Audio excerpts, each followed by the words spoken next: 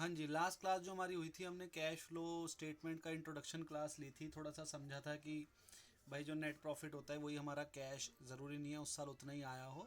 ये सब हमने डिस्कस करा था। आज हम कैश फ्लो स्टेटमेंट का ना एक फॉर्मेट है, उसमें कोई एक फॉर्मेट में जो जो चीज़ें जनरली आती हैं वो मैं आपको लगभग सारी लगभग लिख के दिखाऊंगा। अभी फॉर्मेट बना के दिखाऊंगा, और थोड़ा बहुत आपको उसको याद भी करना पड़ेगा, और मैं कोशिश करूँगा कि आपको रटना ना पड़े, लर्न हो जाए। मतलब इस तरीके से कोशिश करूँगा समझाऊँ आपको कि आपको रटना ना पड़े, आपको समझ के लाइफ टाइम याद रहे। मतलब समझ के करेंगे तो लाइफ टाइम याद रहता है।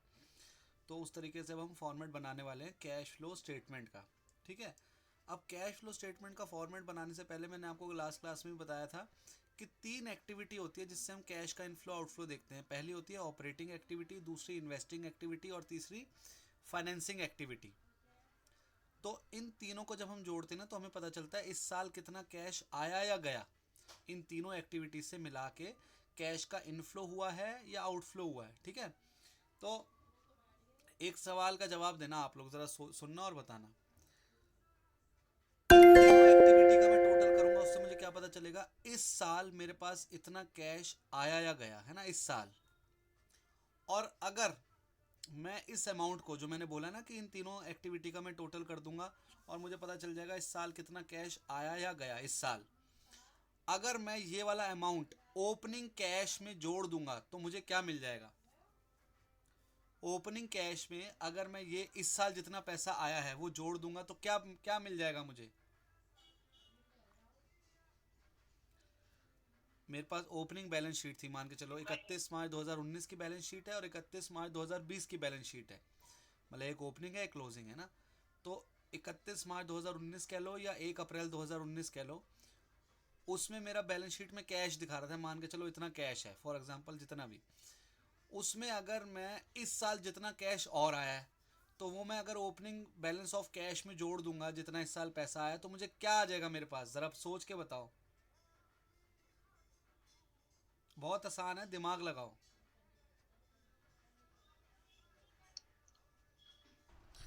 हाँ जी, मैंने क्या कहा कि हमारे पास ओपनिंग कैश मतलब साल की शुरुआत में हमारी जेब में 15,000 रुपये हैं, और इस साल हमारे पास 35,000 रुपये और कैश आया। तो इसका मतलब हमारे पास साल के एंड में क्या हुए, 50,000 रुपये कैश हुआ। तो बस यही तो मैं बोल रहा हूँ, ओपनिंग कैश में अगर मैं वो वाला अमाउंट जोड़ दूँ जो मैंने इस साल, जो मेरे पास कैश आया है, उस अमाउंट को अगर मैं ओपनिंग कैश में जोड़ दूंगा तो मेरे पास क्या आ जाएगा, क्लोजिंग कैश बैलेंस आ जाएगा। मतलब 1 अप्रैल 2019 को मान के चलो मेरे पास 15,000 रुपये कैश है, फिर पूरे साल में मैंने 35,000 रुपये कैश आया, तो मेरे पास 50,000 रुपये क्या आएगा, वो आएगा क्लोजिंग बैलेंस ऑफ कैश, है ना, कि भाई साल के एंड में अब मेरे पास 50,000 रुपये कैश रखा है। तो अब मेरी बात सुनना, अब मैं इसका जो फॉर्मेट बना रहा हूँ उसमें समझना कि कौन सी एक्टिविटी में क्या क्या आइटम आते हैं। कई स्टूडेंट तो इसी में कंफ्यूज रहते हैं, रटते हैं कि कौन सी एक्टिविटी में क्या लें। तो रटना नहीं है, ज़रा समझना है ध्यान से। बहुत आसान है। ऊपर लिखेंगे कैश फ्लो स्टेटमेंट।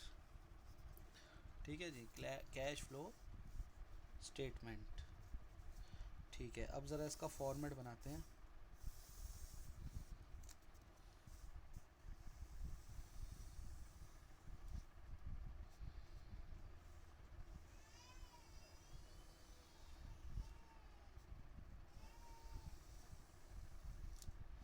ये हो गया इसका फॉर्मेट। ठीक है जी। अब क्या कहा मैंने कि ये फॉर्मेट बन गया कैश फ्लो स्टेटमेंट का। अब इसमें तीन एक्टिविटी आती हैं, ऑपरेटिंग, इन्वेस्टिंग और फिर नीचे फाइनेंसिंग। तो ज़रा देखो, पहले सबसे पहले क्या लिखूँगा, यहाँ लिखूँगा cash flow from operating activities. अभी मैं ना उल्टे से सिखाऊंगा आपको, पहले मैं फाइनेंसिंग बताऊंगा, फिर इन्वेस्टिंग बताऊंगा, फिर ऑपरेटिंग बताऊंगा। लेकिन वैसे जब आपको जो फॉर्मेट है उसमें सबसे पहले ऑपरेटिंग लिखते हैं, इन्वेस्टिंग और फाइनेंसिंग। बट मेरे को समझाना आपको उल्टे तरीके से पड़ेगा। कई टीचर ऐसे ही समझाते हैं, बट मुझे ऐसा लगता है कि फिर वो आपको रटने वाला ज़्यादा समझना पड़ेगा बजाय समझने के। तो मैं कोशिश करूँगा ऊपर से नीचे से ऊपर जाऊँगा तो आपको रटना नहीं पड़ेगा, समझ आ जाएगा। ठीक है जी, ज़रा आगे देखना, cash flow from operating activities, और यहाँ पे कर रहा हूँ मैं cash flow from investing activity. Sir फिर से ब्लर हो गई। एक मिनट देखता हूँ अभी। और फिर यहाँ पर आएगा cash flow from financing activities.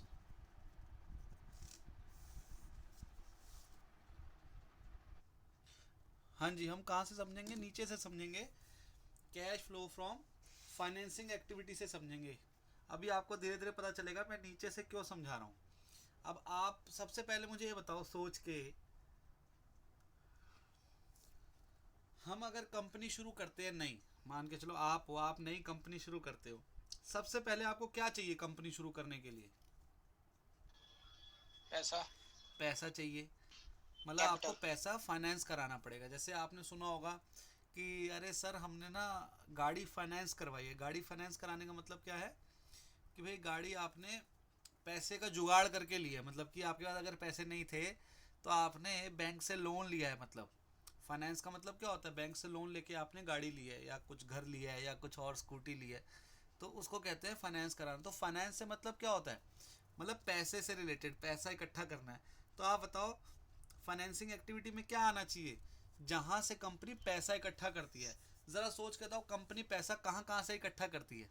Share holders. Share से, शेयर्स शेयर्स इशू से। करके, हाँ वेरी गुड, और डिबेंचर्स फिर इशू डिविडेंड से करके, भी करती है क्या? डिवेंचर, हाँ डिबेंचर्स डिवेंचर इशू सर। करके, शेयर्स बैंक इशू लोन। करके, बैंक से लोन लेके, यही तरीके होते हैं ना। बस sir.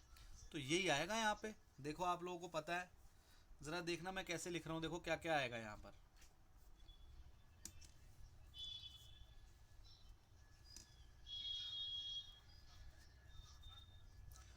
Proceeds from issue of share capital, proceeds from share, proceeds from issue of share capital and debentures. ये मैं यही लिख रहा हूँ दोनों ही, इससे आप समझ जाओ कि चाहे मैं शेयर इशू करूँ चाहे डिबेंचर इशू करूँ वो यहीं आएंगे। अब मुझे बताओ ये जो अमाउंट आएगा मतलब कि या जाएगा, मतलब इससे प्रोसीड्स मतलब होता है जो पैसे हमने इकट्ठे करें हैं। ये जो शेयर इशू करूंगा या डिबेंचर इससे करूंगा, इशू करूंगा, तो इससे शेयर का कैश का इनफ्लो होगा या आउटफ्लो होगा? कैश का इनफ्लो। इनफ्लो, मतलब पैसा आएगा। तो यहाँ जो फिगर आएगी ना वो प्लस में आएगी। अगर कोई फिगर अगर आउटफ्लो हो रहा है तो मैं उसके आगे ऐसे क्या कर दूंगा, दोनों तरफ ब्रैकेट लगा दूंगा, इसका मतलब कैश का आउटफ्लो हो रहा है। और अगर मैं ऐसे फिगर लिख रहा हूँ और कोई ब्रैकेट नहीं लगा रहा, दैट मीन्स कि कैश का इनफ्लो हो रहा है। एक इस चैप्टर में ध्यान से सोच लो, एक सुन लो, एक बात बहुत ध्यान से सुन लो। आप क्या बना रहे हो, कैश फ्लो स्टेटमेंट। आप क्या बना रहे हो, कैश फ्लो स्टेटमेंट। तो आपका पूरा फोकस इस क्वेश्चन पे, जब आप क्वेश्चन करोगे इसका पूरा फोकस आपका ये होना चाहिए कि जो मैं ये लिख रहा हूँ, ये जो मैं लिख रहा हूँ या जो और लिखूंगा, यहाँ लिखूंगा, कहीं भी लिखूंगा, वो लिखने से कैश का इनफ्लो हो रहा है या आउटफ्लो हो रहा है। मतलब आपका फोकस कैश की तरफ होना चाहिए। आपका जो मेन फोकस है वो क्या होना चाहिए कि भाई मैं शेयर कैपिटल या डिबेंचर इशू करूंगा तो उससे कैश का इनफ्लो होगा या कैश का आउटफ्लो होएगा। ये सोचना आपने, मेरी बात समझ गए? आपका जो मेन ध्यान होना चाहिए वो ये होना चाहिए भाई कैश का इनफ्लो हो रहा है या आउटफ्लो हो रहा है। कैश का इनफ्लो होगा तो प्लस में फिगर आएगी, आउटफ्लो होएगा तो माइनस में फिगर आएगी। अभी कोई माइनस में फिगर आएगी तो मैं बताऊंगा कैसे लिखनी है, वैसे मैंने आपको बता दिया है। ठीक है जी, और क्या हो सकता है? Proceeds from bank loan. Bank loan, है ना, बैंक से लोन वगैरह लिया है या कहीं और से भी लोन लिया है, सिर्फ बैंक से नहीं, मान के चलो कहीं और से भी लोन लिया है, तो वो सब इसमें आएंगे। ठीक है, और अब आप ज़रा सोच के बताना, बड़ा आराम से सोच के बताना, ठीक है। जब हम डिबेंचर को रिडीम करते हैं ना, ऐसा भी होता है ना, डिबेंचर को रिडीम भी करते हैं कुछ सालों बाद, तो वो भी कहाँ आना चाहिए, अच्छा। यहीं आना चाहिए। वो भी कहाँ आना चाहिए, यहीं आना चाहिए। जब डिबेंचर इशू करें तो यहीं आए हैं, तो जब हम डिबेंचर की पेमेंट करेंगे, रिडम्पशन ऑफ डिबेंचर भी करेंगे, तो वो भी कहाँ आएगा, यहीं आएगा। ठीक है, इस बात को समझ गए हो, कोई दिक्कत तो नहीं? No sir.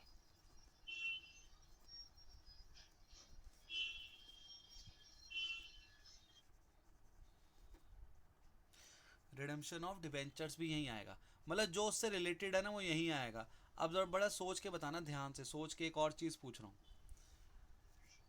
शेयर, जो हम शेयर इशू करते हैं, इनको कुछ देते हैं हम, बताओगे क्या देते हैं हर साल शेयर होल्डर्स को? इंटरेस्ट।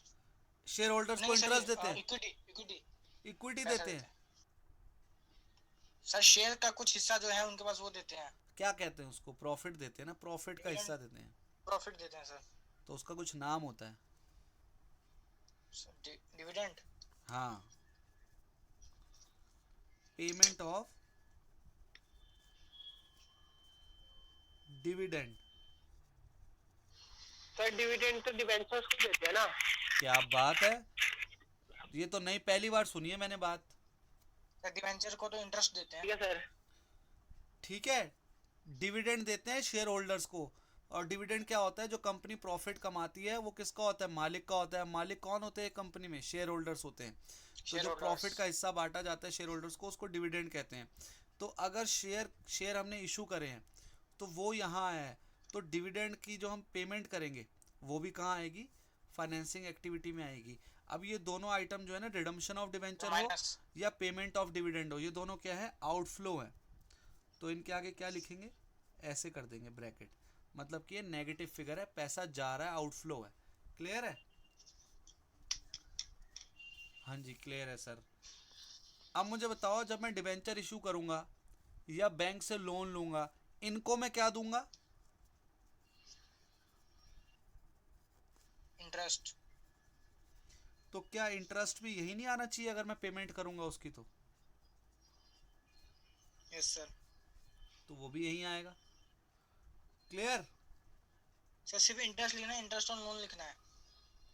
जो भी लिखा होगा क्वेश्चन में, इंटरेस्ट ऑन डिबेंचर होगा तो इंटरेस्ट ऑन डिबेंचर लिखोगे, इंटरेस्ट ऑन लोन होगा तो इंटरेस्ट ऑन लोन लिखोगे। मैंने तो दोनों लिख दिए, पेमेंट ऑफ इंटरेस्ट लिख दिया। अब आपकी समझ वाली बात है, तो जो आएगा उस हिसाब से लिख देना, ठीक है?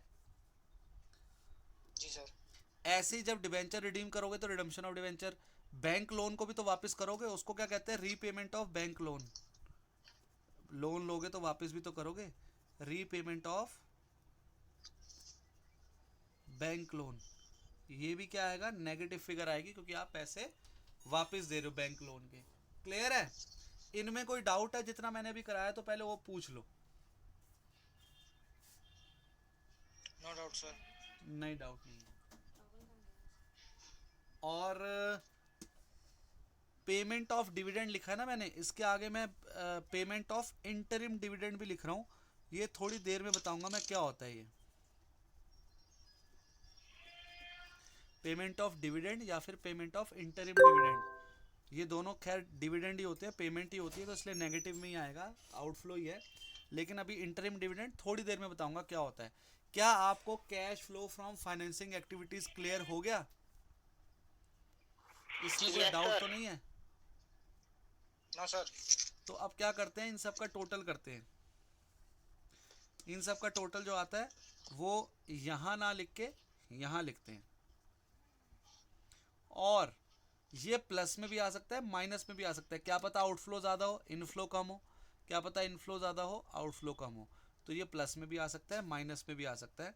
तो अभी मैं मानता हूँ कि ये प्लस में आया है। अभी क्या आया? ये प्लस में आया है। तो हम इसके आगे क्या लिखेंगे वो बता रहा हूँ। और ना, हाँ, इसके आगे मैं लिख के बता रहा हूँ क्या होएगा। पहले थोड़ा सा इसको हटा देता हूँ।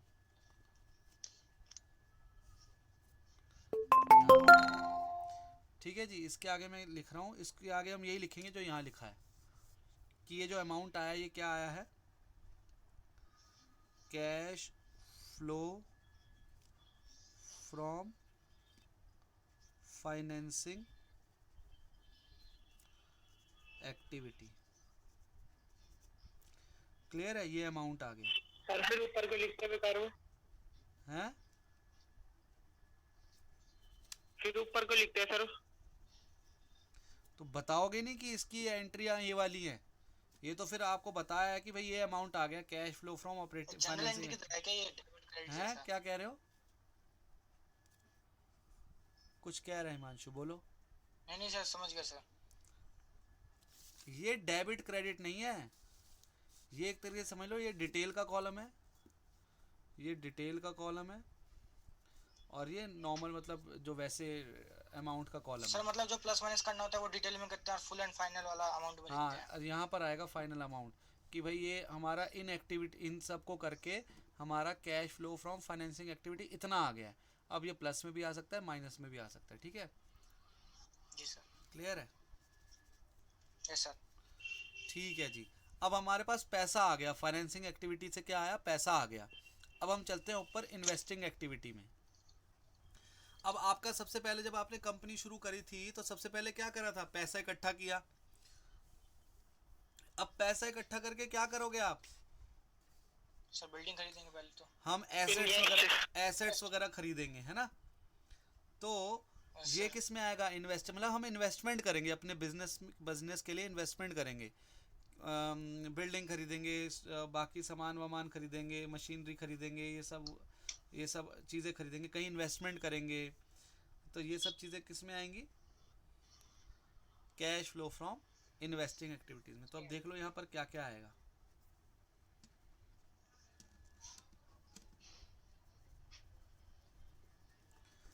परचेज ऑफ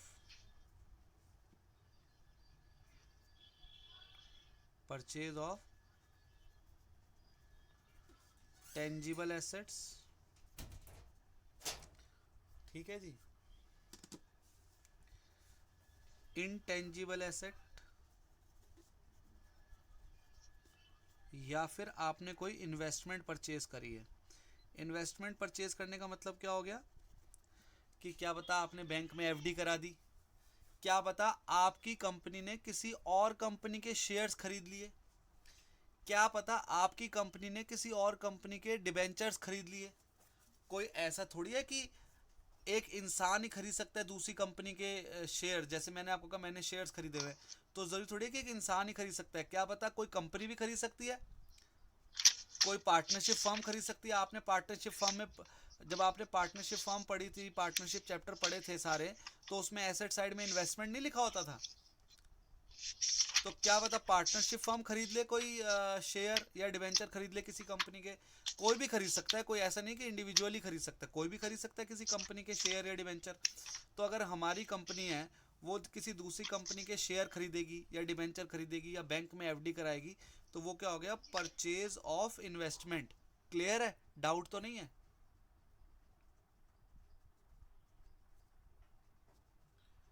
ठीक है।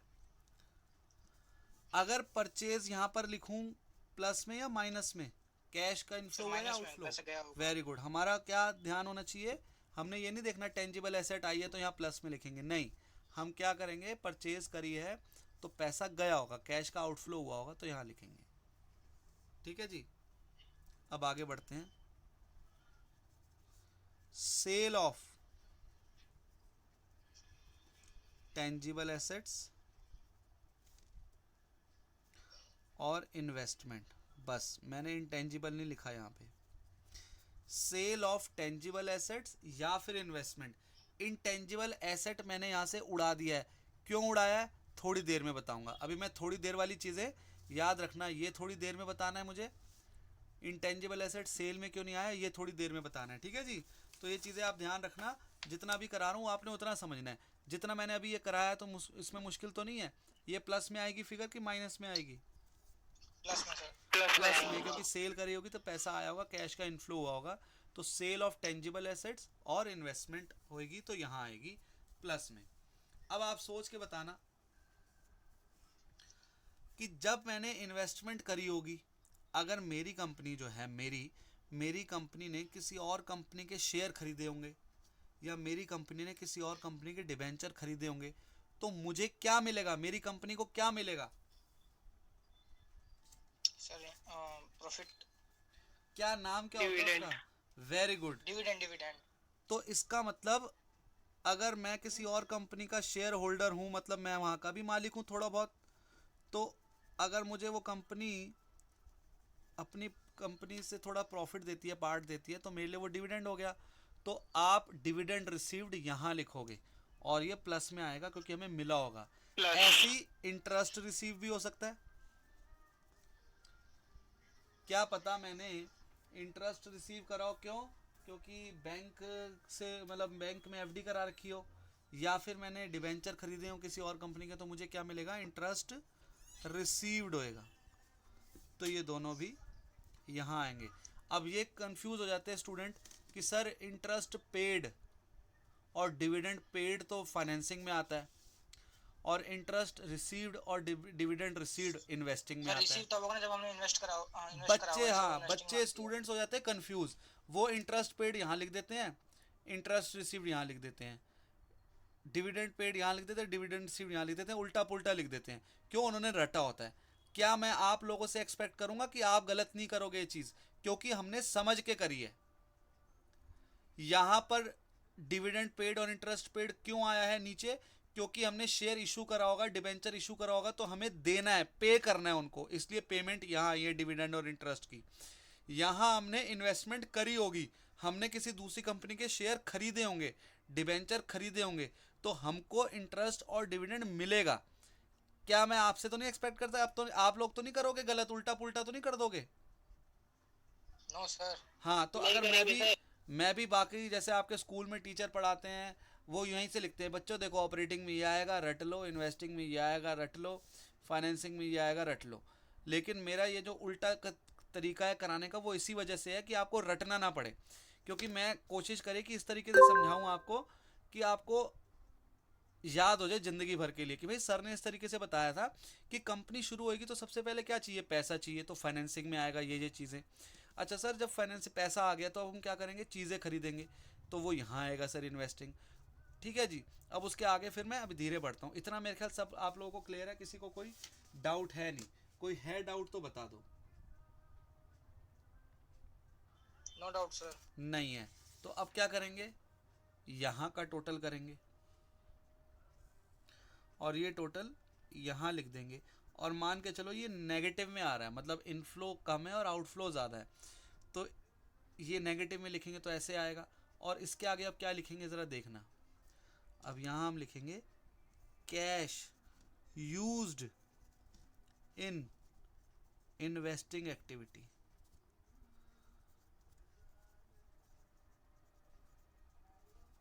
क्लियर है? इसमें कैश ज़्यादा यूज़ हो गया तो लिखेंगे cash used in investing activity, और इसके आगे ये आ गया। ठीक है, ये फाइनेंसिंग का आ गया। तो अभी मैंने क्या कहा था? इन तीनों को जोड़ेंगे, दिस एंड जो इसका आएगा, और फिर इन तीनों को जोड़ेंगे। तो उसके बाद क्या करेंगे वो बात की बात है। अभी मेरे ख्याल इतना आपको सर क्लियर अगर प्लस में आता होगा। तो क्या करते? कुछ कह रहा है हिमांशु शायद, सर अगर प्लस में आता अमाउंट तो क्या लिखते? तो फिर तो यही लिखेंगे ना, cash flow from financing activity था, तो यहाँ लिखेंगे cash flow from investing activity. बताया तो, प्लस में सर ये फिर लिखनी है लैंग्वेज, माइनस में ये लिखनी है। और सर अगर cash flow from financing activity negative में आता तो वहां पे क्या लिखते? तो यही लिखते cash used in financing activity. अच्छा समझ गया सर, समझ गया। जब नेगेटिव आएगा तो यूज्ड वर्ड यूज करना है, और प्लस में आएगा तो ये लिखना है cash flow from financing activity या cash flow from investing activity अगर प्लस में आ रहा है। और नेगेटिव में आ रहा है, चाहे ये नेगेटिव में है, चाहे ये, चाहे ऑपरेटिंग कोई भी आए, तो यू वर्ड करेंगे cash used in investing activity या cash used in financing activity. Clear है? अब जी सर। अगर नहीं भी हुआ क्लियर तो कोई बात नहीं, अभी क्वेश्चन करेंगे तब वहां आपको क्लियर हो जाएंगी चीजें। अब आते हैं हम cash flow from operating activities. अब ये क्या कहती है? ये ऑपरेटिंग एक्टिविटी वाली बात क्या होती है? अब हमने पैसे भी इकट्ठे कर लिए, एसेट्स भी खरीद ली, अब क्या करेंगे? अब हम बिजनेस करेंगे ना, बिजनेस ऑपरेशन करेंगे, इसलिए इसका नाम क्या है? Operating activity. अब हम क्या करेंगे? अपने बिजनेस ऑपरेशन करेंगे। बिजनेस ऑपरेशन मतलब बिजनेस को ऑपरेट करेंगे, मतलब कि अब उसको काम अपना चालू करेंगे। तो जितनी भी बिजनेस से रिलेटेड आइटम्स होती हैं वो सारी कहाँ आएंगी? ऑपरेटिंग एक्टिविटी में आएंगी। बिजनेस से रिलेटेड जितनी भी हमारी एक्टिविटीज़ होंगी, बिजनेस से रिलेटेड जितने ऑपरेशन होंगे हमारे, वो ऑपरेटिंग एक्टिविटीज़ में आएंगे। तो इसमें आपने सबसे पहले ना एक चीज़ को बेस मानना है, जिसके लिए मैंने अपनी एक क्लास पूरी निकाल दी थी पिछली वाली। क्या थी वो? नेट और जो क्रेडिट सेल्स और प्रॉफिट परचेज आप बता रहे बिफोर टैक्स। ये आपको क्वेश्चन में मिलेगा नेट प्रॉफिट बिफोर टैक्स, नहीं मिलेगा तो ढूंढेंगे हम, तो नेट प्रॉफिट बिफोर टैक्स लेंगे पहले यहाँ पर, और इसमें कुछ आइटम्स प्लस माइनस करते चले जाएंगे। इस नेट प्रॉफिट बिफोर टैक्स में हम क्या करेंगे, कुछ आइटम्स प्लस माइनस करते चले जाएंगे, जिससे हमें cash flow from operating activities मिलेगा। अभी थोड़ा सा और क्लियर करूंगा, अभी समझाता हूँ। पहले आप ये समझ लो, नेट प्रॉफिट बिफोर टैक्स को हम यहाँ पर बेस बना के चलेंगे, ठीक है। अब ज़रा इसको हटाता हूँ थोड़ा सा, अब यहाँ आप समझना ज़रा। मैंने आपको लास्ट क्लास में भी बताया था, ये P&L अकाउंट है, तो मेरा आप लोगों से सवाल था कि जो नेट प्रॉफिट यहाँ आता है, मान के चलो 50,000 रुपये, क्या ये कंफर्म बात है कि इतना ही कैश का इन्फ्लो हुआ होगा इस साल? नहीं सर। नहीं। अब कुछ आइटम लिख रहा हूँ, ज़रा सोचना। यहाँ पे लिखा है टू सैलरी, टू डेप्रिसिएशन, ठीक है जी। और आइटम आपने क्या क्या पढ़ी है? यहाँ लिखा होता है बाय ग्रॉस प्रॉफिट। नहीं वो तो चलो ठीक है, ये लो यार, बाय ग्रॉस प्रॉफिट। अब यहाँ लिखता हूँ by gain on sale, sale of machinery या फिक्स्ड एसेट है ना, मैं फिक्स्ड एसेट लिख रहा हूँ, कोई भी हो सकती है, ठीक है। तो बाय ग्रॉस प्रॉफिट आ गया, और क्या आ गया, by gain on sale of fixed asset. यहाँ पर to loss on sale of fixed asset भी हो सकता है, to loss on sale of fixed asset भी हो सकता है। एक गुडविल रिटर्न ऑफ भी आता है, वो आपने पढ़ा तो नहीं है अभी तक, बट गुडविल रिटर्न ऑफ भी आ सकता है। हालांकि आपने पार्टनरशिप में थोड़ा बहुत पढ़ा है, गुडविल राइट ऑफ हो गई ना, अगर जैसे खत्म हो गई तो वो एक तरीके से लॉस हो गई ना हमारा। गुडविल राइट ऑफ हो गया, एक तरीके से क्या हो गया, हमारा लॉस हो गया, गुडविल की वैल्यू हमने खत्म कर दी अपनी कंपनी में, तो वो भी एक तरीके से क्या है, लॉस है, ठीक है। ये भी मान के चलो कुछ अमाउंट है, ये ग्रॉस प्रॉफिट है, ये है, और इसको सॉल्व करके हमारे पास नेट प्रॉफिट आया है 50,000 रुपये, ठीक है। ये सारी आइटम से अब आप ज़रा सोच के बताना आराम से, बड़े आराम से। आपने ये चीज़ तो कंफर्म कर दी आपने, मतलब हमने पूरी क्लास लगा दी लास्ट अपनी, आप लोगों ने कहा सर ऐसा ज़रूरी नहीं है कि जो नेट प्रॉफिट है 50,000 रुपये, ऐसा ज़रूरी नहीं है कि हमारे पास कैश का इन्फ्लो भी इस साल में 50,000 रुपये ही हुआ हो, ज़्यादा कम हो सकता है ना। तो मैंने क्या करा, यहाँ पर बेस ले लिया किसको, नेट प्रॉफिट बिफोर टैक्स को, कि भाई हमारे पास, हमने क्या माना कि इस साल हमें हमारे बिजनेस ऑपरेशन से ना इतने रुपए कैश आया है, जितना भी लिखा है 50,000, 1 लाख, 2 लाख, जितना भी है, हमने क्या करा इसको, हाँ जी, हमने क्या बेस मान लिया कि हमारे बिजनेस ऑपरेशन से ना, cash flow from operating activities से जितना हमारा नेट प्रॉफिट बिफोर टैक्स है ना, ये 50,000 रुपये, अभी हमने ऐसा मान लिया कि यही कैश हमें इस साल रिसीव हुआ है, किससे, ऑपरेटिंग एक्टिविटीज़ से। मतलब कि हमारे जो बिज़नेस ऑपरेशन से हैं, जो हमारे बिज़नेस ऑपरेशन है उसमें जो नेट प्रॉफिट आया ना हमें, ये वाला 50,000, हम अभी ऐसा मान रहे हैं कि वही हमारा इस साल कैश का इन्फ्लो है ऑपरेटिंग एक्टिविटीज से, वो हमने 50,000 यहाँ लिख दिया, ठीक है।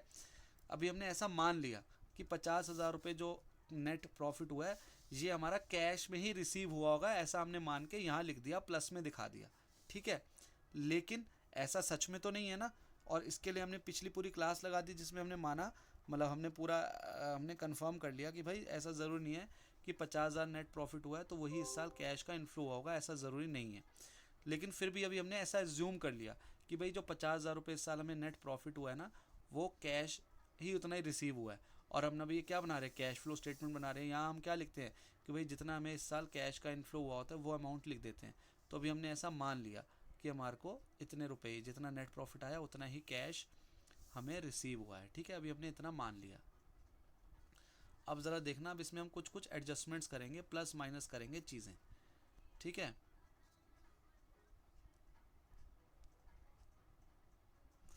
हाँ जी, अभी समझ आ गया हमने क्या करा। अभी हमने ऐसा मान लिया कि ये जो नेट प्रॉफिट है ना हमारा 50,000 रुपये जो है, वही हमारा कैश में इस साल इतना ही इन्फ्लो हुआ है ऑपरेटिंग एक्टिविटी से, ऐसा भी हमने मान लिया, एज्यूम कर लिया।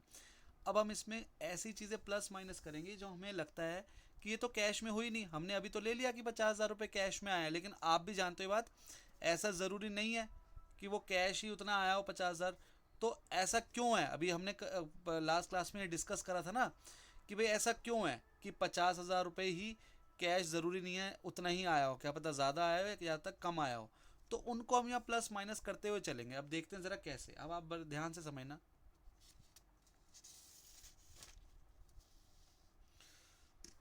हमने यहाँ पे लिखा डेप्रिसिएशन, मान के चलो डेप्रिसिएशन लिखा था 5,000 रुपये। आप मुझे बताओ क्या इस डेप्रिसिएशन की वजह से मेरा नेट प्रॉफिट कम हुआ होगा या ज़्यादा हुआ होगा? अगर ये डेप्रिसिएशन ना होता तो ज्यादा मेरा हुआ होता नेट सर, प्रॉफिट ज़्यादा आता या कम आता? ज्यादा आता सर। ज़्यादा आता। मतलब इस डेप्रिसिएशन ने मेरे नेट प्रॉफिट को क्या कर दिया, कम कर दिया कि नहीं कर दिया? क्योंकि ये एक्सपेंस वाली साइड है, ये इनकम वाली साइड है। तो अगर ये डेप्रिसिएशन में नहीं लिखता P&L में, और एक्चुअल में आता है P&L में डेप्रिसिएशन, आपने 11th क्लास में भी लिखा है, तो अगर ये डेप्रिसिएशन जो खर्चा है ये मैं ना लिखता अगर, तो मेरा नेट प्रॉफिट कितना आता? 55,000 रुपये आता। ठीक है। अब आप सोच के बताओ क्या ये डेप्रिसिएशन जो है, क्या डेप्रिसिएशन जब हम लगते हैं यहाँ पर लिखते हैं टू डेप्रिसिएशन 5,000 रुपये, तो क्या सच में हमारे हाथ से 5,000 रुपये कहीं जाते हैं? क्या हम देते हैं किसी को ये लो जी 5,000 रुपये डेप्रिसिएशन ले लो? नहीं सर। नहीं ना। हम तो क्या करते हैं अपनी बुक्स में, हम अपने किसी एसेट की जिस पे भी एक कर डेप्रिसिएशन लगा है उसकी लेते हैं। वैल्यू कम कर देते हैं, है ना। बट ऐसा तो नहीं होता कि हम कहीं पर जाके किसी को देकर आते हैं 5,000 रुपये, ये लो जी हमारे डेप्रिसिएशन लग गया, ऐसे तो नहीं होता। सही बोल रहा हूँ मैं? No sir. तो आप मुझे बताओ कि अगर ये डेप्रिसिएशन नहीं होता तो मेरा नेट प्रॉफिट कितना आता? 55,000। 55,000। तो यहाँ पे मैंने नेट प्रॉफिट 50,000 रुपये लिखा हुआ है। क्या मुझे डेप्रिसिएशन प्लस नहीं कर देना चाहिए? क्योंकि उसने मेरे यस सर। प्रॉफिट को कम कर दिया, और उसकी वजह से एक्चुअल में तो मेरा प्रॉफिट, मेरा कैश कम हुआ ही नहीं। अभी मैंने क्या माना है कि मेरे पास 50,000 रुपये ही कैश आया। मैंने क्या माना है कि मेरे पास 50,000 रुपये ही कैश आया है। बात समझ आ रही है आप लोगों को? बट उसमें से 5,000 रुपये ऐसे हैं जिसमें सच में एक्चुअल में 5,000 रुपये ऐसे थे जिसमें वो नॉन कैश आइटम थी, मतलब कह सकता हूँ ना वो नॉन कैश आइटम थी, और उस वजह से मेरा प्रॉफिट कम हो गया। तो मुझे क्या कर देना चाहिए? क्या उसको ऐड नहीं कर देना चाहिए मुझे डेप्रिसिएशन को? ये बात समझ आ गई है तो बताओ, नहीं आई तो दोबारा समझाऊं? सर आ गया सर। आ गई है? फिर भी एक बार दोबारा बताता हूँ क्योंकि बाद में कोई वीडियो देखेगा तो उसको समझ आए। मैंने यहाँ पर नेट प्रॉफिट बिफोर टैक्स 50,000 लिया, और मैंने क्या माना कि 50,000 रुपये मेरे पास इस साल ऑपरेटिंग एक्टिविटीज से कैश आया है। एक्चुअल में 50 नहीं आया, लेकिन हमने ऐसा एज्यूम कर लिया। क्यों कर लिया ऐसा एज्यूम? हमने ऐसा मान लिया कि ये जो 50,000 रुपये नेट प्रॉफिट इस साल हुआ है ये कैश में ही हुआ होगा। तो आप मुझे बताओ क्या मुझे इसमें से नॉन कैश आइटम्स हटानी नहीं पड़ेंगी? अब इस डेप्रिसिएशन में, अब ये जो सैलरी थी, अच्छा देखो सैलरी मान के चलो 10,000 रुपये लिखी थी, तो हमने सैलरी तो 10,000 पे करी होगी ना, तभी तो वो नेट प्रॉफिट 50,000 हो गया, वरना नेट प्रॉफिट हमारा 60,000 आ जाता। अगर सैलरी 10,000 नहीं दी होती हमने तो हमारा प्रॉफिट कितना आता? 60,000 आता। लेकिन सैलरी तो हमने कैश में दी होगी ना, इस वजह से हमारा प्रॉफिट आया, तो वो तो एक कैश आइटम है ना। सैलरी तो क्या है? कैश आइटम है, लेकिन डेप्रिसिएशन एक नॉन कैश आइटम है। तो हम तो कह रहे हैं भाई हमारे को प्रॉफिट जो है इस साल 50,000 हुआ है, तो हमको कैश 50,000 आया है। लेकिन हमने ऊपर देखा कि भाई डेप्रिसिएशन भी लिखा हुआ है हमने यहाँ पर, और डेप्रिसिएशन तो एक नॉन कैश आइटम होती है। तो इस 5,000 को जो हमने डेप्रिसिएशन लगाया है, इससे हमारा कैश तो गया नहीं होगा। ये तो हमने बस डेप्रिसिएशन लगा दिया, किसी को कैश तो 5,000 रुपये दिया नहीं होगा। जैसे सैलरी में तो 10,000 रुपये हमने अपने एम्प्लॉय को दिए होंगे ना, तो सच में कैश 10,000 रुपये कम हुआ होगा। लेकिन यहाँ पे 5,000 रुपये डेप्रिसिएशन लिखने से हमारा कैश तो कम नहीं हुआ होगा। तो अगर मैं ये डेप्रिसिएशन नहीं होता, अगर मैं इस डेप्रिसिएशन को हटा देता, तो मेरा नेट प्रॉफिट जो अभी हमने माना है कि इतना ही कैश हमें रिसीव हुआ है, तो क्या हमें इस हिसाब से फिर 55,000 रुपये नहीं रिसीव हुए होते अगर मैंने डेप्रिसिएशन ना लिखा होता? मेरी बात समझ आ रही है? तो मुझे डेप्रिसिएशन को क्या कर देना चाहिए? ऐड कर देना चाहिए। अब क्या हुआ, हमारा नेट प्रॉफिट कितना आ गया? 55 आ गया। 50 ये था, 5 ये। तो अब मैं मानूंगा कि भाई मेरे पास 55,000 रुपीज़ इस साल रिसीव हुए हैं कैश में। ठीक है जी। लेकिन अभी और भी आइटम्स हैं, अभी आगे बढ़ते हैं। Sir goodwill. गुडविल हमने राइट ऑफ करी है ये रही। तो क्या गुडविल भी सच में, क्या राइट ऑफ करने में क्या हम किसी को पैसे देते हैं? नहीं। जैसे डेप्रिसिएशन लगाते हैं उस तरीके से गुडविल भी राइट ऑफ करते हैं। मान के चलो 2,000 रुपये गुडविल राइट ऑफ थी। तो वो भी क्या होगी यहाँ पे, प्लस होगी या माइनस होगी, क्योंकि इस 2000 ने हमारा नेट सर प्रॉफिट प्लस क्या कर होएगी। दिया, कम कर दिया। तो अब हमें क्या करना चाहिए, उसको नेट प्रॉफिट बढ़ाना चाहिए। तो हम यहाँ लिखेंगे गुडविल रिटर्न ऑफ, इसको क्या करेंगे, प्लस करेंगे। अब आगे बढ़ते हैं, जरा सुनना ध्यान से, ठीक है जी। यहां मैंने लिखा है इंटरेस्ट पेड और डिविडेंड पेड। इंटरेस्ट पे करा है, मान के चलो मैंने 3000 रुपये और 7000 रुपये पे करा है इंटरेस्ट, ठीक है। अब इनको भूल जाओ, ये बात खत्म हो गई इनकी, इनको भूल जाओ अभी। अब मैंने यहाँ पे इंटरेस्ट पे करा है, डिविडेंड पे करा है, 3000 रुपये, 7000 रुपये, 10,000 रुपये। अब आप कहोगे सर ये तो सच में कैश में पे करा होगा, अब इसमें आप क्यों इसको प्लस माइनस करवा रहे हो, क्योंकि चाहे मैंने इंटरेस्ट पे करा हो चाहे डिविडेंड पे करा हो, ये तो मैंने कैश में पे भी करा होगा ना लोगों को, जो मेरे शेयर होल्डर होंगे या जो डिवेंचर होल्डर होंगे उनको मैंने पे कर रखा होगा। तो अब इसकी कहानी क्यों सुना रहे हो आप हमें, तो अब सुनो ध्यान से कहानी। अच्छा, आप ये तो मानते हो ना कि जब मैंने इंटरेस्ट पे करा होगा, डिविडेंड पे करा होगा, उस वजह से मेरा नेट प्रॉफिट कम हो गया होगा, ये तो मानते हो ना। चाहे मैंने सैलरी पे करी हो, चाहे इंटरेस्ट पे करा हो, चाहे डिविडेंड पे करा हो, उससे मेरा नेट प्रॉफिट कम हो गया होगा। मानते हो इस बात को,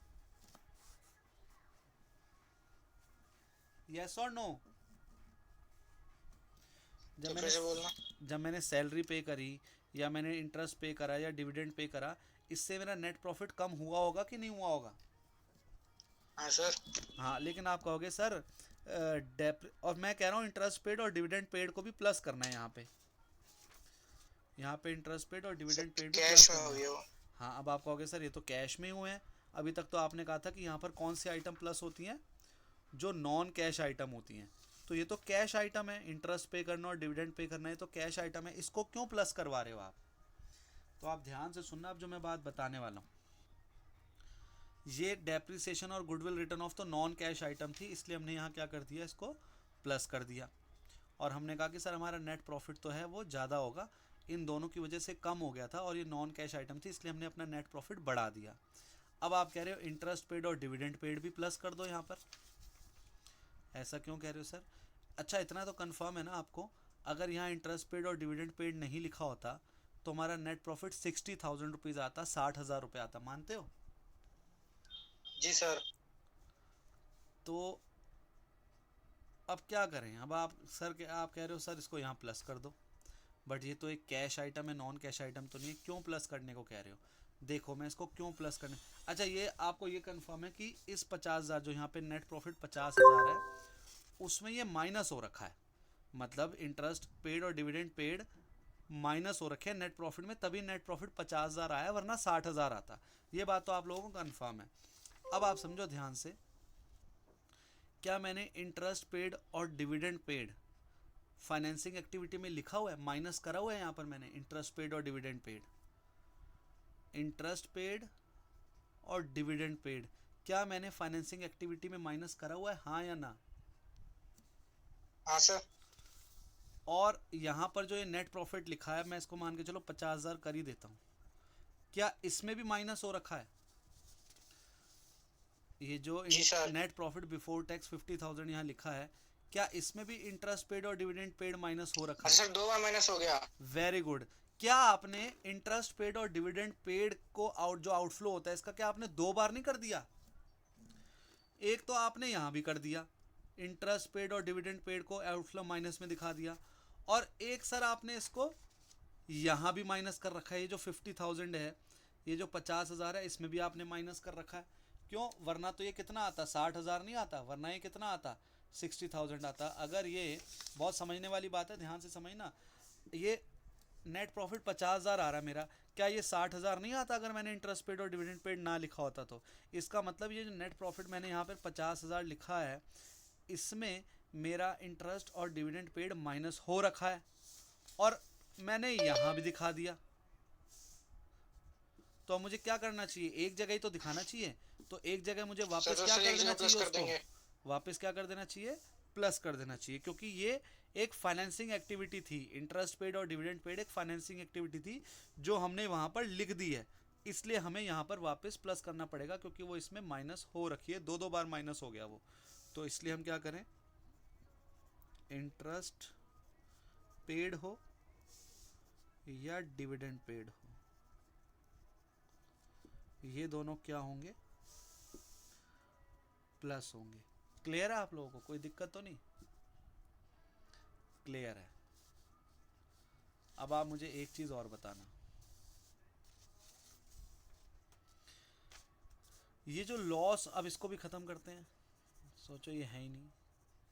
ये जो loss on sale of fixed asset है, अब मान के चलो हमारी कोई फिक्स्ड एसेट थी, वो बुक्स में जो थी ना, बुक्स में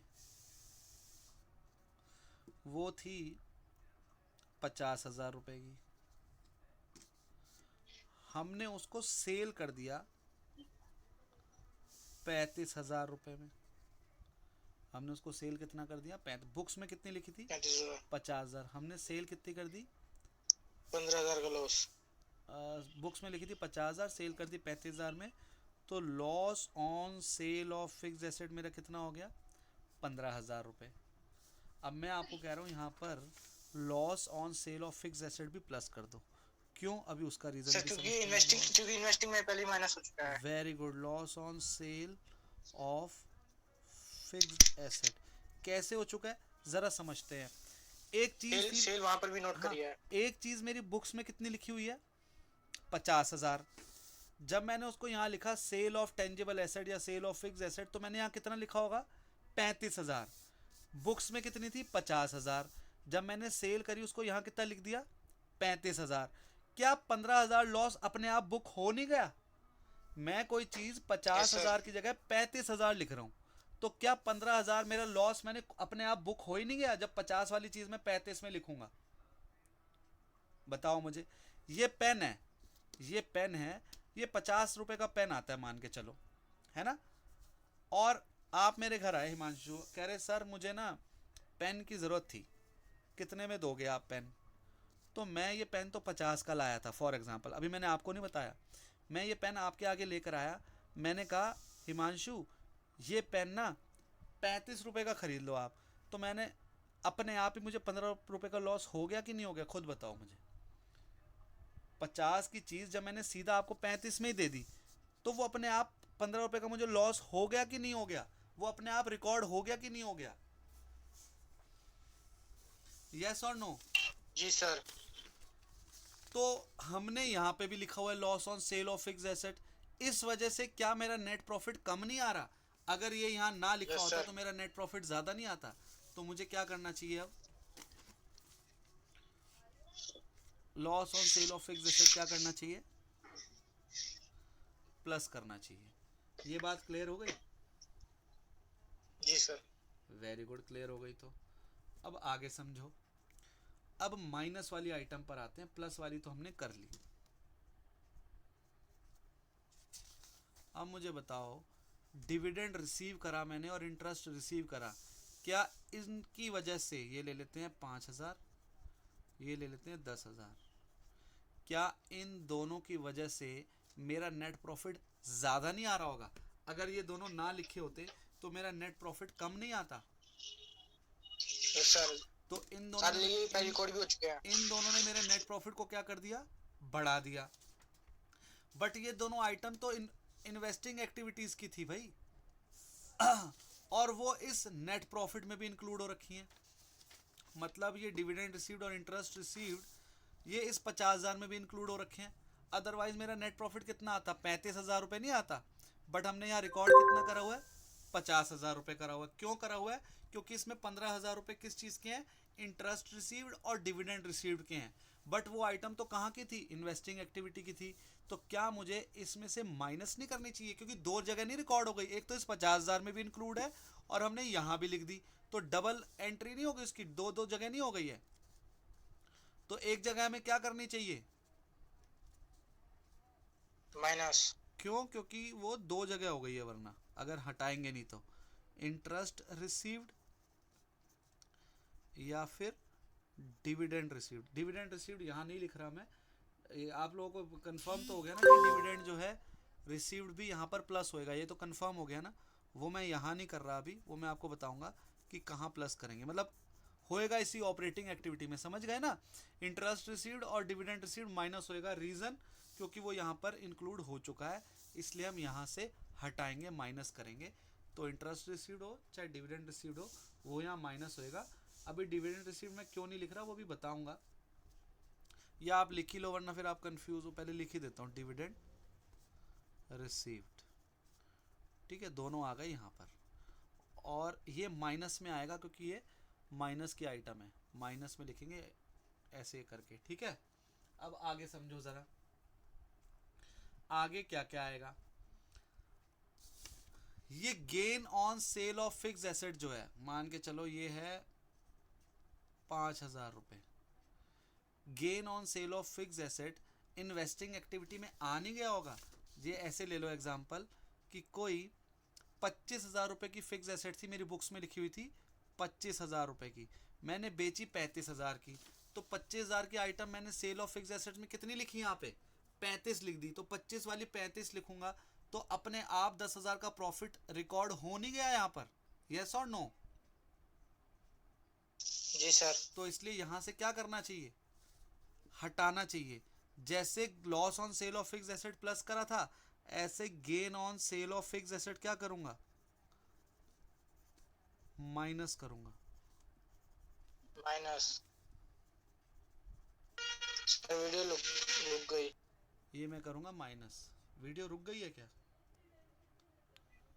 सर अब ठीक है। ठीक है अब। जी सर। तो ये भी आ गया हमारा, gain on sale of fix asset भी आ गया, इतना क्लियर है।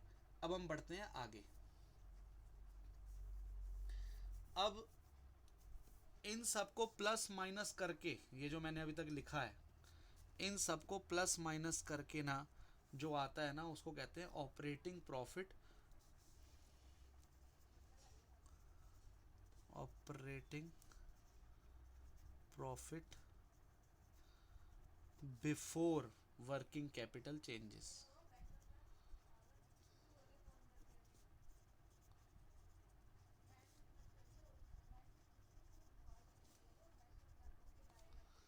क्या लिखेंगे, operating profit before working capital changes, ये आ गया। अब इसमें कुछ और आइटम्स प्लस माइनस होनी है, ज़रा सुन लो उसको ध्यान से। ठीक है, जल्दी से सुन लो।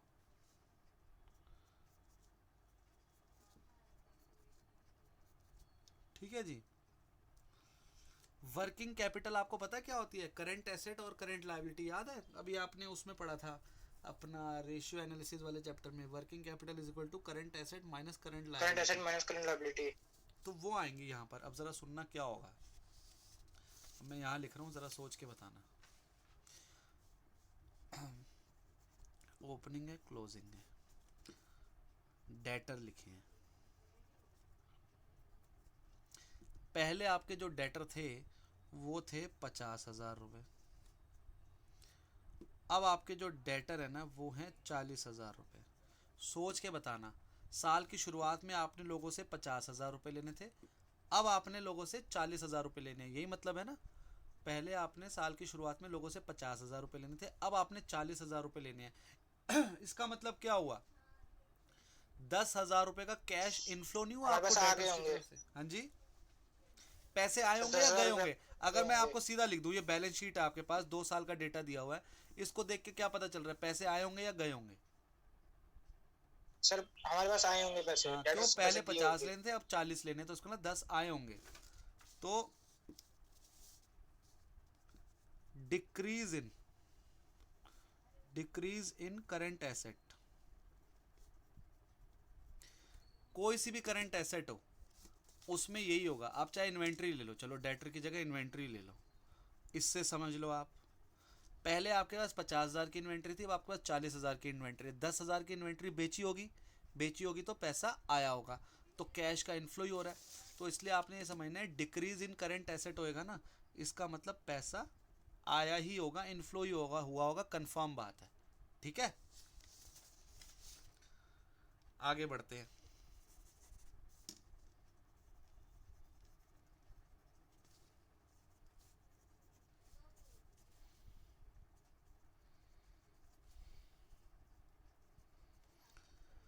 क्रेडिटर्स, पिछले साल आपने लोगों के 50,000 देने थे, अब 60,000 देने हैं। इसका मतलब क्या हुआ? हमने पैसे लिए होंगे उनसे इस साल, मतलब सच बताना। हमने अपने क्रेडिटर से पैसे लिए होंगे। मतलब पिछले साल हमने उनको 50,000 देने थे साल की शुरुआत में, साल के एंड में हमने उनको 60,000 देने हैं। इसका मतलब 10,000 रुपये उनसे और लिए होंगे कि नहीं लिए होंगे? Yes sir. तो कैश का क्या हुआ है? इनफ्लो हुआ है। कैश का क्या हुआ है? इनफ्लो हुआ है। तो जब भी इंक्रीज इन करंट लायबिलिटी होएगा, इंक्रीज इन करंट लायबिलिटी होएगा, तो हम क्या करेंगे? हम प्लस करेंगे। रटना नहीं है, समझ ना आए पेपर में तो आप भी ऐसे कर लेना, इन दोनों को ले लेना कुछ भी अमाउंट, तो देखना बढ़ रहे हैं तो इसका मतलब क्या समझ में आ रहा है, पैसा आ रहा है या जा रहा है। अब आगे बढ़ते हैं, फिर से लेते हैं डेटर्स, क्लोजिंग ओपनिंग।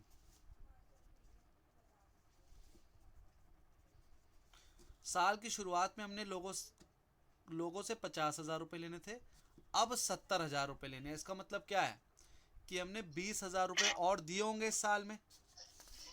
और हमारा फोकस कैश फ्लो स्टेटमेंट में किस पे होता है? डेटर्स पे होता है या कैश पे होता है? हमारा फोकस किस पे होता है? डेटर्स पे या कैश पे? कैश पे सर, कैश गया है हमारा। तो हमने ये देखना है डेटर के बढ़ने से हमारा कैश का इनफ्लो हुआ है या आउटफ्लो हुआ है। तो मुझे तो देखने से लग रहा है कि कैश का आउटफ्लो हुआ है, क्योंकि पहले लोगों को से 50,000 लेने थे, अब 70,000 लेने हैं। इसको मतलब 20,000 और दिए होंगे हमने। तो इंक्रीज इन करंट एसेट जब भी होगा तो इसका मतलब क्या होगा? कैश का आउटफ्लो हुआ होगा। ऐसे ही यहां पर ये ले लो, इसको क्रेडिटर्स ले लो और यहाँ पर 50 की जगह 40 ले लो। अब क्या मतलब है? साल की शुरुआत में आपने लोगों को 50,000 देने थे, अब 40,000 देने हैं। इसका मतलब 10,000 दे दिए होंगे ना, तभी तो कम हुए हैं क्रेडिटर्स। Yes sir. तो क्या आएगा यहाँ पर? Decrease in current liability. तो ये भी एक क्या होता है? कैश आउटफ्लो होता है। ठीक है जी, इतना कर लिया आपने? ठीक है, इतना कर लिया। अब ये जो आ गया ना सब कुछ करने के बाद, अब ये क्या लिखा था? नेट प्रॉफिट बिफोर, क्या लिखा है? Net profit before tax. Tax. हाँ जी। तो जब हमने गवर्नमेंट को टैक्स दिया होगा तो वो तो कैश में दिया होगा, कैश गया होगा हमारा, तो इसलिए टैक्स भी क्या हो जाता है लास्ट में? टैक्स पेड भी क्या हो जाता है? माइनस हो जाता है, क्योंकि ये भी एक आउटफ्लो है। और इन सब को फिर दोबारा जोड़कर प्लस माइनस करके जो आएगा वो यहाँ लिखेंगे। और मान के चलो प्लस में आ रहा है तो क्या लिखूंगा? Cash flow from operating activities. तो ये आ गया। ज़्यादातर स्टूडेंट्स का ऑपरेटिंग एक्टिविटी में ही गड़बड़ होती है। आपने देख भी लिया होगा कि सबसे मुश्किल जो पार्ट है, जिसमें सबसे ज़्यादा आइटम है, वो ऑपरेटिंग एक्टिविटीज़ की हैं। इन्वेस्टिंग में इतना कुछ नहीं है, फाइनेंसिंग में इतना कुछ नहीं है, मेन जो सारा है ऑपरेटिंग है। तो इसलिए हमने ऑपरेटिंग में गलती नहीं करनी है। अब आप देखो क्या हुआ, ये हमारा ऑपरेटिंग एक्टिविटी से आया, ये हमारा इन्वेस्टिंग से आया, ये हमारा फाइनेंसिंग से आया। अब इन तीनों को जोड़ेंगे, इन तीनों को जोड़ेंगे तो ये क्या आ जाएगा हमारा? इसको क्या नाम दूं मैं, बताओ ज़रा। इन तीनों को जोड़ के जो मेरे पास आएगा, इसको मैं लिखूंगा नेट इंक्रीज या फिर डिक्रीज। प्लस में आएगा तो इंक्रीज, माइनस में आएगा तो डिक्रीज। नेट इंक्रीज या decrease in cash and cash equivalent. Cash and cash equivalent. Cash के इक्विवेलेंट क्या क्या होता है? बैंक होता है, एक आधी आइटम और होती है, वो भी मैं बता दूंगा। ठीक है, तो नेट इंक्रीज या decrease in cash and cash equivalent आ गया ये। और मैंने क्या कहा था? ओपनिंग कैश में इसको जोड़ दूंगा तो क्या बन जाएगा वो? इसको ओपनिंग कैश में जोड़ दूंगा तो क्या बन जाएगा वो? बताओ जल्दी से। क्लोजिंग। हाँ जी, opening cash and cash equivalent में इसको जोड़ दूंगा। अगर ये जो हमने निकाला है कि भाई इस साल इतना पैसा आया या गया, इसको opening cash and cash equivalent से जोड़ दूंगा इन दोनों को, तो मुझे क्या मिल जाएगा? Closing cash and cash equivalent. आपका क्वेश्चन खत्म। और आपको जान के खुशी होगी कि आपको पेपर में ओपनिंग कैश ये वाला अमाउंट और क्लोजिंग कैश ये क्वेश्चन में दिया होगा, तो आपको क्वेश्चन करने से पहले ही पता चल जाएगा कि आपका इन तीनों का टोटल क्या आने वाला है। कैसे, मेरी बात समझो मैं क्या बोल रहा हूँ। मान के चलो आपको क्लोजिंग दे रखा है 50,000 रुपये क्वेश्चन में, ओपनिंग दे रखा है 40,000 रुपये, तो क्या आप क्वेश्चन देखते नहीं पता लगा सकते कि हमारा इन तीनों एक्टिविटी का टोटल सर 10,000 रुपये आने वाला है? बात समझे हो? आपको जो इसके हाँ क्वेश्चन सर। आएंगे, आपको उसमें ओपनिंग कैश भी दिया होगा, क्लोजिंग कैश भी दिया होगा। आप क्लोजिंग और ओपनिंग को माइनस करके क्वेश्चन शुरू करने से पहले ही आंसर पता लगा सकते हो कि सर इन तीनों एक्टिविटी को प्लस माइनस करके 10,000 रुपये आएंगे। मतलब ये 6 नंबर के क्वेश्चन में जैसे हम कहते हैं ना, बैलेंस शीट हमारी दोनों तरफ इक्वल आ गई तो हम कहते हैं सर हमारा आंसर सही हो गया। तो इसमें तो आपको क्वेश्चन देख के पता चल जाएगा कि आंसर क्या आना चाहिए इन तीनों को जोड़ के। बात समझ आई? तो इसलिए इस क्वेश्चन को मैं कहता हूं कि ये आसान है, क्योंकि हमारी ना एक मेंटालिटी है, सर हमें आंसर बता दो, वो तो फिर तो हम निकाल ही लेंगे। तो अगर मैं आपको इसमें आंसर बता दूं 10,000 लाना है, तो आप कुछ भी जुगाड़ करके 10,000 ले ही आओगे, मुझे पता है। इतने जुगाड़ू तो हो आप, है कि नहीं? आयुष कह रहा बहुत बड़ा क्वेश्चन है, बहुत बड़ा फॉर्मेट हो गया, तो सर सारी पेपर में आइटम easy है थोड़ी या आएंगी। नहीं है? ये मैंने मैक्सिमम बता दिया, इससे ऊपर नहीं आएगा। अब जरूरी थोड़ी आपको परचेज ऑफ टेंजिबल हो, सेल ऑफ इंटेंजिबल भी हो, डिविडेंड रिसीव्ड भी हो, इंटरेस्ट रिसीव्ड भी हो, और इधर भी सारी चीजें हो। ये तो मैंने मैक्सिमम बता दिया कि इससे ज्यादा नहीं आएगा। आप समझ लो आपका 50% कैश फ्लो स्टेटमेंट आज खत्म हो गया। अब तो हमें नेक्स्ट क्लास से सिर्फ प्रैक्टिस करनी है। मैंने फॉर्मेट करा दिया, अब आपको याद करना है या रटना है ये आपके ऊपर है। ठीक है जी, बस। लेकिन मैंने आपको सर इतना बता प्रीवियस दिया ईयर कि में ये भी ऐसा। छोटे से क्वेश्चन आए हैं। हाँ, छोटे ही आएंगे क्वेश्चन, ज़्यादा बड़े नहीं आएंगे, बट मैंने आपको 50% ये फॉर्मेट करा के आज ये 50% चैप्टर खत्म करा दिया। अब तो हमें सिर्फ क्वेश्चंस की प्रैक्टिस करनी है बस।